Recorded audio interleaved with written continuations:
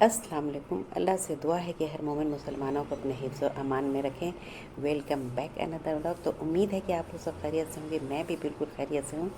Subscribe کریں ہمارے channel کو، لائک شیئر کمنٹ کریں، بیل آئیکن بٹن ضرور پریس کیا کریں تاکہ ویڈیو کی ہماری نوٹیفیکیشن آپ تک ملتی رہے۔ اور کیسے ہیں یوٹیوب فیملی؟ امید ہے کہ خوشباش ہوں گے، ایمان کی بہترین حالت میں ہوں گے، اور آپ سب کا بہت بہت شکریہ جو آپ ہماری ویڈیو کے ساتھ بنے ہوئے ہیں۔ تو دھنیہ واد، تھینک یو۔ تو آپ دیکھ رہے ہیں ہمارا یوٹیوب چینل روشی زاہدی کی دنیا۔ میں ہوں درخشاں زاہدی، اور اب میں آ جاتی ہوں اپنے موضوع پر۔ آج کا ہمارا موضوع ہے جتنے اللہ تعالیٰ نے زندگی ہمیں دی ہے اس سب کے بارے میں، کس طرح سے ہمیں لے کے چلنا ہے، زندگی کے ساتھ کو اچھے سے گزارنا ہے۔ آج اسی سلسلے میں بات کرنا چاہتی ہوں۔ انسانی زندگی کا اصل جوہر عقل و اخلاق اور ایمان کے ساتھ رہنا ہے، اور عقل و اخلاق اور ایمان کی صحت کے دار و مدار بھی بڑی حد تک جسمانی صحت پر ہے۔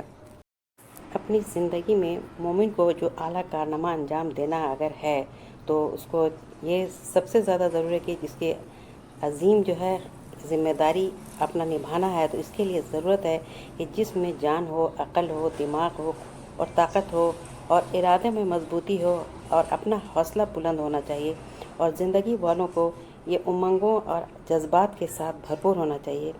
صحت مند اور زندہ دل افراد سے ہی زندہ یعنی انسان کے اندر قوت ملتی ہے، اور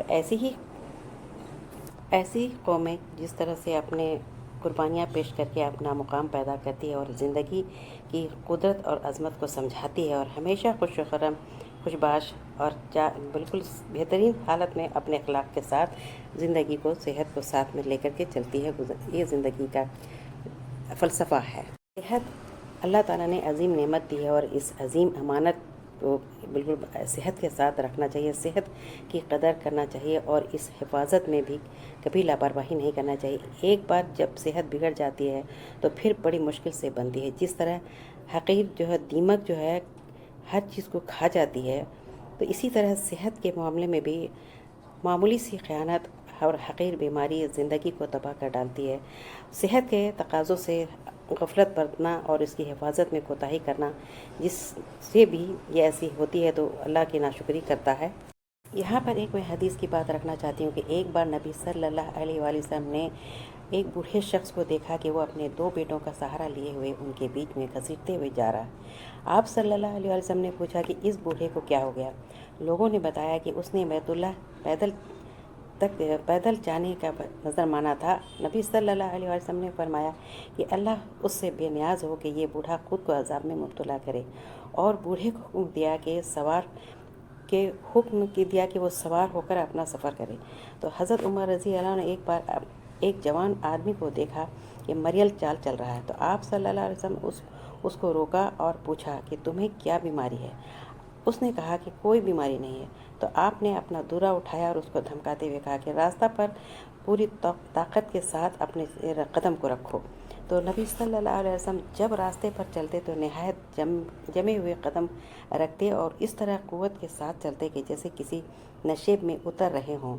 حضرت عبداللہ بن حارث کہتے ہیں کہ نبی صلی اللہ علیہ وسلم زیادہ مسکرانے والا کوئی شخص نہیں دیکھا کہ اپنی امت کو جو دعا سکھاتے اور اسے بھی یہی اہتمام کرنے کو کہتے۔ یہاں پر ایک اور حدیث کی بات رکھنا چاہتی ہوں کہ حضور صلی اللہ علیہ وسلم ایک بار ایک تالاب میں آپ صلی اللہ علیہ وسلم کے چند صحابی تیر رہے تھے، تو آپ صلی اللہ علیہ وسلم نے تیرنے والوں میں سے ہر ایک کی جوڑی فرما دی، تو ہر آدمی اپنے جوڑی کی طرف تیر کر پہنچنا ہے۔ تو آپ صلی اللہ علیہ وسلم نے ان کے ساتھی ابو بکر رضی اللہ عنہ تھے، تو آپ صلی اللہ علیہ وسلم نے ان تک فوراً جا کر کے تیر کے وہ ان کے پاس پہنچ گئے۔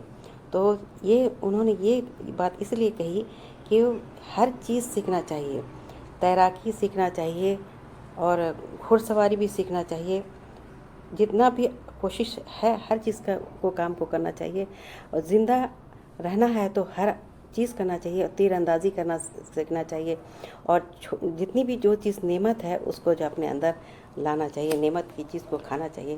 یہ جو بھی ہے یہ بات ہے کہ عورتوں کو بھی جو ہے اپنے سخت والا کام کرنا چاہیے، محنت والا کام کرنا چاہیے، اور محنت مشقت سے بالکل بھی گھبرانا نہیں چاہیے، हर काम को करना चाहिए, अपने हाथों से करना है और चलते फिरते तकलीफ़ बर्दाश्त करते हुए आदत डालते हुए रहना, ज़िंदगी को गुजारना, सेहत के साथ ज़िंदगी को गुजारना है।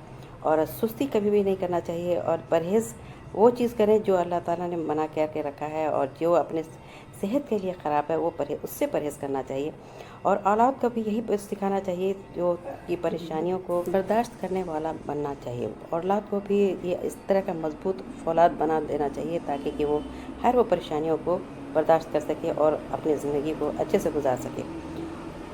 जब इतने बड़े सहाबी लोग, उनकी वाइफ लोग भी, जो उनकी बीवियां जो घर में खुद काम किया करती थी, तो ये हम लोग क्यों नहीं कर सकते? हम लोग को भी मेहनत मुशक्क़त से ज़िंदगी गुजारना है और अपने बच्चों को भी यही आदत डालना है कि हर वो काम करे और अपने औलाद को जो है फौलाद बनाना है और फौलादी जिस्म लेके सेहत को साथ ज़िंदगी को गुजारना है। तो आज का हमारा मौजू यही था। तो उम्मीद है कि आप लोगों को अगर पसंद आया हो तो लाइक, शेयर, कमेंट करें। बेल आइकन बटन ज़रूर प्रेस किया करें ताकि हमारी वीडियो की नोटिफिकेशन आप तक मिलती रहे। तो ठीक है, फिर चलिए, अल्लाह हाफिज़।